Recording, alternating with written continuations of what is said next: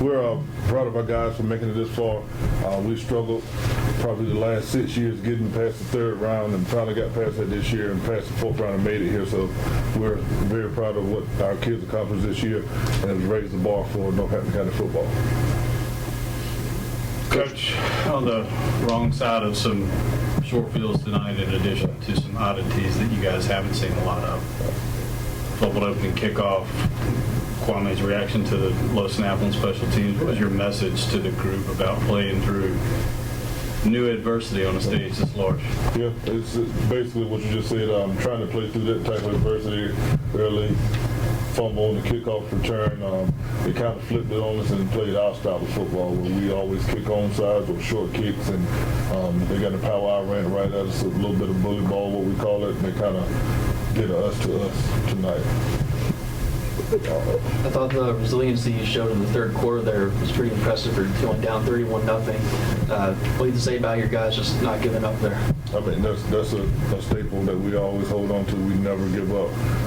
Had some bad plays happen and some turnovers and penalties hurt us a lot. So had it not been for those penalties, I think we could have probably got a little bit closer, made it a game here late, but that's the way it goes. Eric, this is your senior year. I know you're moving on. Just looking back over the whole 4 years at Northampton, just share with us your experience and what are you leaving, what shoulders left for you guys, what are you leaving for the next team? I just told the guys, I told the juniors, it's time for them to take over. The past 3 years, we fell in the third round. I knew it was my time to take over as well as the other seniors. We led the team to a state championship runner-up. Coach, a couple of plays that's out there. Najee Newsome stepped up, really played, his heart out. How's he doing, first of all, and what is his? I think he's a junior, right? No, Najee's a senior. So how are they feeling? I guess the seniors, because I know that last year the seniors got them so far, but this year seniors have gotten them to this level. How's Najee doing, and the rest of your seniors? What is their reaction? They're upset that they lost, but at the same time they're not hanging their heads because they know what we've overcome these last few years, getting upset in the third round. 2 years in a row we have fumbles on the 1 yard line, 2 yard line to keep us from advancing to the third round. So, to make it this far, there's nothing to hang their heads about. How's the community feeling? You had a great crowd that came from Northampton that support. How are they feeling overall? Yeah, I think they support it as well. They did a lot for our community as far as consolidated community. We've been a consolidated high school since 2012. It still didn't feel like we were still that one community. It was still an Eastern and Western thing, but I think after this year's middle school team success and then the high school success, it's done a lot for the community and brought us together. After this, you probably can take a few days to think and regroup and rest. Looking towards the future, what are the Jazz looking like for the 2021 season? Real bright future.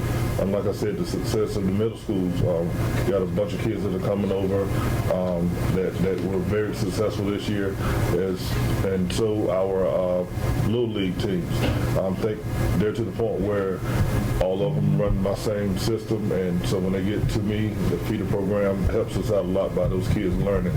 Over the past few years, I've had to, when the middle school guys got to me, I had to teach them all of my new stuff and try to get them, so it's like all of the feeder programs are falling in line now, and I think it's going to be a real bright future for the next few years. You put Kwame in there a few times. Right. I know sometimes he gets shell-shocked. Right. He kind of stood up. What's he looking like now at this point? Because even though he's a freshman, Right. gone through an entire season, Right. how does that look for the future? Look for him as a QB for the next season? Well, it's just going to take a lot more work with him as far as getting him up in the spring and teaching him more options. He was a little slow getting out there this summer. In the middle of the summer when we do 7-on-7, we do pass. A lot of people think we don't, and he has a very strong arm. So if I can teach him to be an effective option quarterback in our system as well as throw the ball, he'll be fine. Coach, can you kind of give me your impression after playing against a player like Riley Anderson for 48 minutes, just the impression he left on you? He was a good, strong running kid. Their line blocked well. We did some things where we put them in positions to take advantage of, and we caught on later on what their scheme was as far as their blocking, where they would try to, instead of trying to get to the edge, they would just turn a guy out and run right up underneath us, and we were overplaying, trying not to let him get outside, and they took advantage of it. But he's a good, strong runner, knows how to set up his blocks and cut back and make big plays. Coach Privott, you've been in the Valley for a long time. Yes, sir. And to be able to lead a team to a state title game means a lot. What do you think the impact on the Roanoke Valley is outside of Northampton, your school, but the Valley as a whole?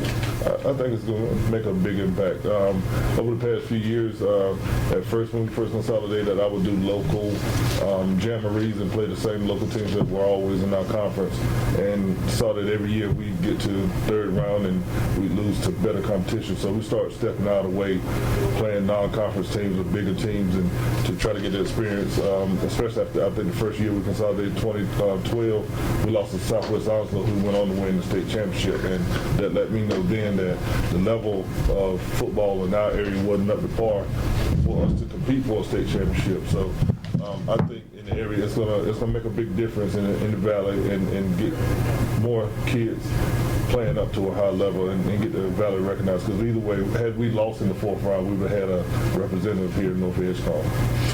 And from that point, how do you continue to carry the torch for and push the Tar Roanoke and the Valley to be better? How do you personally keep doing that? Me personally, that's my message, showing my feeder kids the success that we had this year.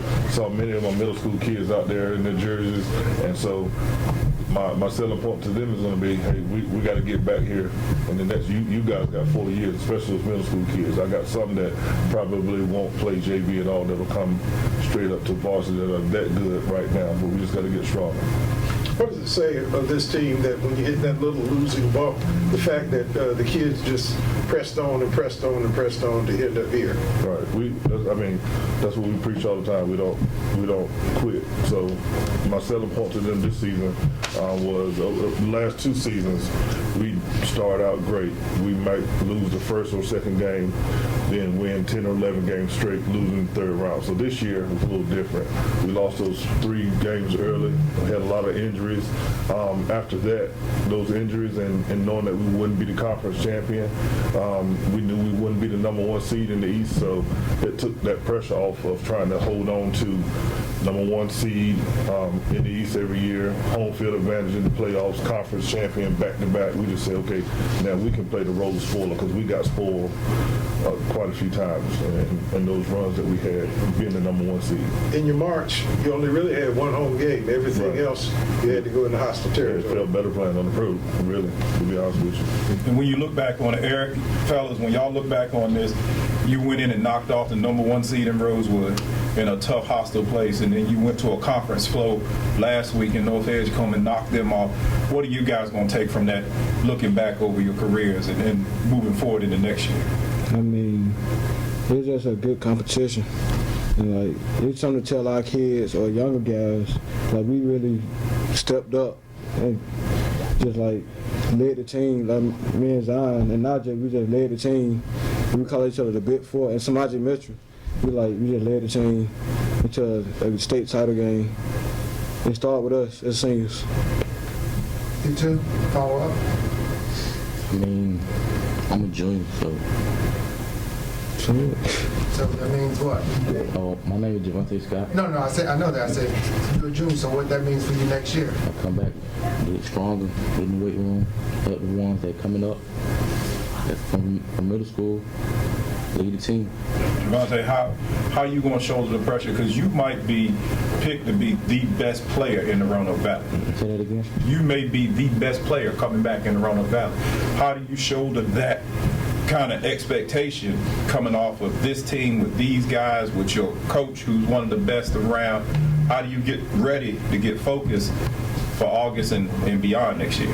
I mean, I'm going to start off early. I'm going to get all the boys together. We're going to start and get in the weight room. We're going to run track. We're going to do all this. Yeah. So whether you're seniors or juniors or whichever year you are, you're going back, every team is different. It's always a different group of guys.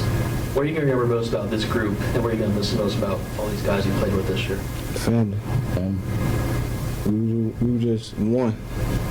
We played together, worked together, and it led us here. Like I said, we did everything together and got us this far. Anything else? Coach, what's the mojo? You got a guy that went on to the NFL, won a Super Bowl. Following year, you get these guys in the state championship game. Another selling point. What's in the run over this? Just work hard. Just getting those guys out there and getting them to believe in my system, showing that I care about them. That's the main thing. They know I'll do almost anything for them.